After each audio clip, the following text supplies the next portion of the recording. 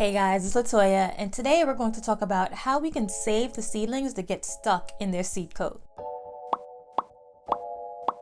Now, I planted a tray of peppers recently and I got awesome germination, except a few of them didn't quite make it out of their seed coat. Now, why is that? There seem to be a few potential reasons. Number one, it could just be that the seedling itself was really weak. The seed coat may have been just too tough. Perhaps it was an older seed and it was really dried out. There may not have been enough moisture, or there was not enough humidity in the air to actually soften up that seed coat in order for the seedling to fully come out. Or in my case, I think I just didn't plant them deep enough in order for them to actually leave the seed coat in the ground. So if you fix these issues, you may have better success in not having your seedlings pop up with the seed still attached. So how do we fix the problem? Well, if you're looking to actually remove the seed coat off your seedlings, one can assume it's because you actually need that seedling.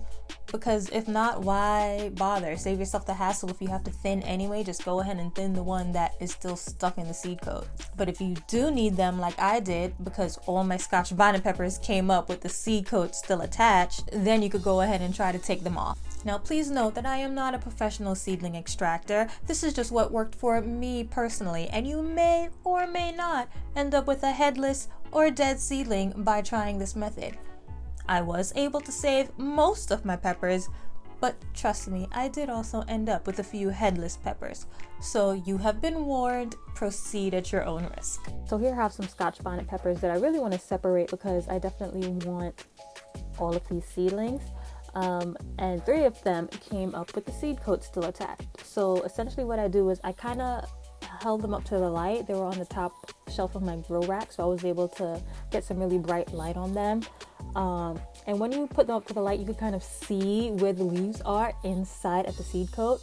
So now what I do is just go ahead, spray them with water to get them a little bit softer.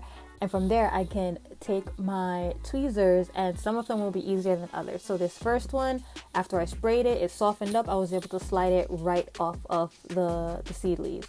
Now, these next 2 were a little bit more difficult. When I went and tried to remove the seed from the second one, I felt a little bit more resistance. So then I fell back to plan B, which are a really sharp pair of snips.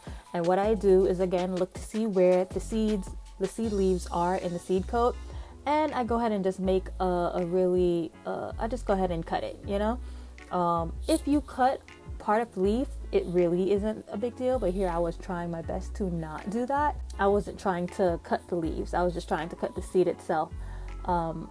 But after doing that, I was able to slide the seed right off of the cotyledon leaves.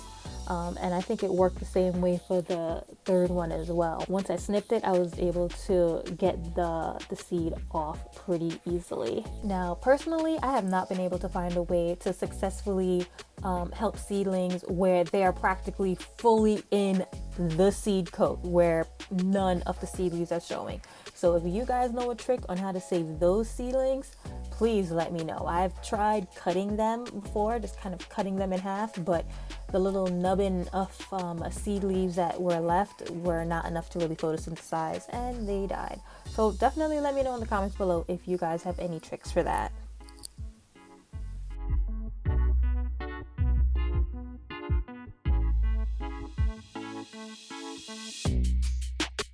So that's how I saved my pepper seedlings. I was able to save almost all of my peppers, and I did end up with a few headless seedlings here and there, but all in all, it worked really well. But thanks so much for watching, and I'll see you guys next time. Bye.